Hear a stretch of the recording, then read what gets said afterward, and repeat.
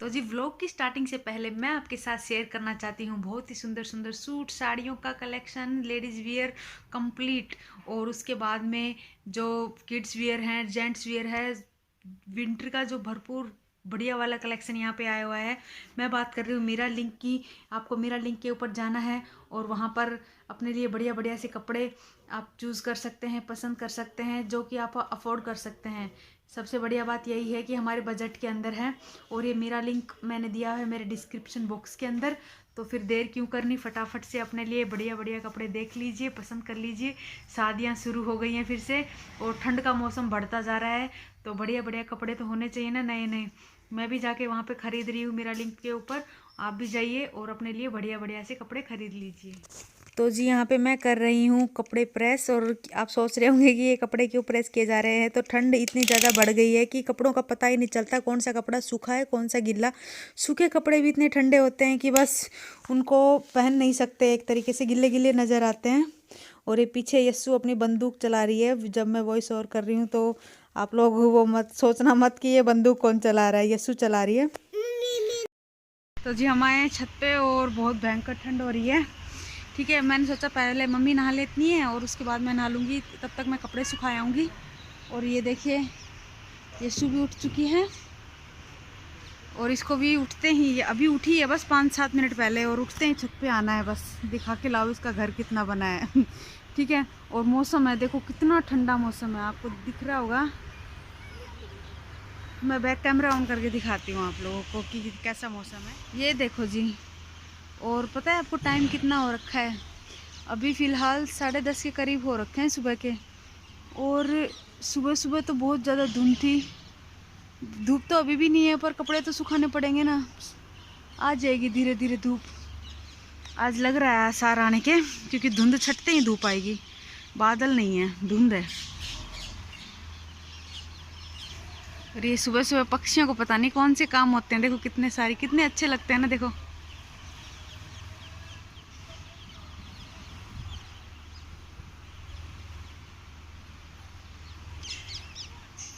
कितने प्यारे लगते हैं ना। चलिए मैं सुखा लेती हूँ कपड़े। तो जी चलिए चलते हैं अब नीचे। देखिए साफ साफ लग रहा होगा आज आप लोगों को कुछ, है ना, क्योंकि यहाँ से लिपाई हो चुकी है ना। और हवा बहुत ज़्यादा तेज़ चल रही है। तो मैं चाह रही हूँ बहुत धीरे धीरे नीचे, मिलती हूँ आपसे नीचे ही। तो जी नीचे आने के बाद मैंने चढ़ा दिया इधर चाय मज़दूरों के लिए। लगभग 10:30 बजे के करीब अब ये चाय मांगते हैं। उससे पहले भी सुबह कभी कभार हम इनको पिला देते हैं कि ठंड इतनी ज़्यादा बढ़ती है ना, तो 8:30-9 बजे के करीब एक बार वो इनको चाय दे देते हैं। और ये देखिए यस्सु यहाँ पे पूरे दिन इस बेड की हालत ख़राब हुई रहती है, क्योंकि जो हमारी यस्सु है बस इसको खिलौने इतने ज़्यादा पसंद हैं, पूरे दिन खिलौनों से खेलती रहती है। और फिर दूसरी बात ये भी है कि ठंड में कहाँ बाहर जाए। और इसकी बहन गोलू है वो भी अपने गांव गई, तो बस इस चक्कर में अब मैं इसको कहीं बाहर भी नहीं भेजती, क्योंकि तबीयत भी थोड़ी डाउन चल रही है इसकी।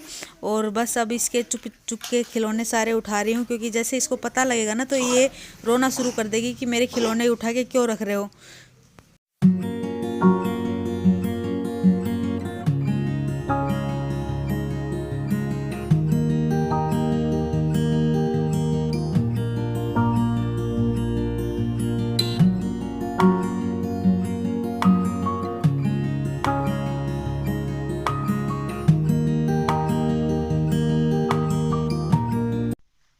क्या हुआ बेटा, क्या हुआ, क्यों रो रहे थे आप? ये छू है ना बहुत ज़्यादा रो रही थी अभी अभी, और इसकी तबीयत भी ठीक नहीं है, इसको खांसी हो गई। बेटा ये मुंह में नहीं लेते, गंदी बात होती है। क्या हुआ, अब आप लोगों से शिकायत लगाएगी? इसके चाचा की शिकायत लगानी है इसको। क्या लगानी है बताओ? शिकायत। क्या हुआ ये तो बताओ। मेरे को डांट रहे हैं वो। अच्छे से बताओ। डांट रहे हैं वो। कैसे डांट रहे हैं? आपने क्या किया था, क्यों डांटा चाचा ने आपको? बाल फाड़ो, इसलिए डांट रहे। इसने चाचा के बाल फाड़ लिए, इसलिए चाचा ने इसको डांट दिया। और अभी ये रो रही है। कैसे रो रही हो, कैसे रो रही है, रो के तो बताओ। अरे आप तो हंस रहे हो, अरे आप तो हंस रहे हो, अरे आप तो हंस रहे हो। बोलो। तो जी आप लोगों से बात करके ये हंसने लग गई। नहीं तो कितनी देर हो गई, ये बहुत देर से रोई जा रही है। फिर मैंने कहा लो सब सारे फ्रेंड्स को बता दो चाचा ने आपको डांटा। तो ये देखो चुपचाप बिल्कुल। और फिर आप लोगों को बता रही है कि चाचा ने इसको डांटा क्योंकि इसने चाचा के बाल फाड़ लिए, है ना। तो भी शाम के 6 बज रहे हैं, पापा जी कर रहे हैं पूजा। ये आए हैं मार्केट से तिल लेकर। ओ कल तिलकुट का व्रत है ना, कौन कौन करता है बताइएगा मुझे। हम नहीं जी, वो अपने वो आए थे ना काम, वो जो मिस्त्री लगे हुए उनके साथ में जो आंटी आई थी, वो लोग नहीं करते। वो करवा चौथ करते हैं लेकिन तिलकुट नहीं करते। लेकिन हाँ हमारा तो ये मानना होता है कि जितनी भी चौथ होती है ना 12 महीनों की, उनमें से कोई करो ना करो, मतलब जिससे जितनी हो वो बहुत बढ़िया है। लेकिन कम से कम 2 चौथ तो करनी ही चाहिए, जिसमें से करवा चौथ और तिलकुट ये तो बहुत ज़रूरी हो जाती हैं। तो बस कल मेरा भी व्रत है तिलकुट का। वैसे आमतौर पे तो कोई और व्रत होता तो शायद नहीं भी करती, लेकिन कल वाला व्रत तो बहुत ज़रूरी होता है। हमारे जैसे जापे में होते हैं ना तब भी करते हैं ये वाला व्रत तो, ठीक है। क्योंकि हम तीनों बहन भाई तो उस टाइम पे, जैसे रेनू, मैं और अर्जुन, तो लगभग उसी टाइम हुए हैं जब तिलकुट का व्रत आता है। मम्मी आज ही मुझे बता रही थी कि 1-2 दिन पहले, तिलकुट के व्रत के 1-2 दिन पहले से तुम लोग मतलब तीनों पैदा हुए थे। तो बस और उस टाइम भी मम्मी ने व्रत रखा था। तिलकुट का व्रत मतलब काफ़ी ज़्यादा वो हो जाता है हमारे लिए इम्पोर्टेंट। तो जी रेनू से मेरी बात हो रही थी और मैं उससे कह रही थी कि एक काम करना, जब तेरा बेबी हो जाएगा ना तो वो मेरे को दे देना, यस्सु को तू ले जाना। क्योंकि यस्सु बहुत ज़्यादा जिद करने लगी है और मेरी इतनी ज़्यादा थक जाती हूँ कि मैं उसको संभालूँ या खुद को संभालूँ। तो वो कह रही थी हाँ एक काम करना, तू छोटे वाले बेबी को, दोनों बच्चों को तू संभाल लियो, ये 3 बड़े हो जाएंगे, इनको मैं संभाल लूँगी, बड़े बड़े बच्चों को। क्योंकि उसको ज़्यादा एक्सपीरियंस है बड़े बच्चों को संभालने का, और मुझे छोटे बच्चों को आदत हो रखी है अभी नहीं। तो मम्मी, हम जो मेरी मम्मी है वो बात, हम दोनों की बातें सुन रही थी। तो बताइए क्या बोलती है, एक बार अपने अपने मन से पूछ के देखो कि जिस बच्चे को तुम जन्म दोगी क्या तुम मतलब उसको किसी को भी दे सकते हो, अपनी बहन को वाली बात नहीं है।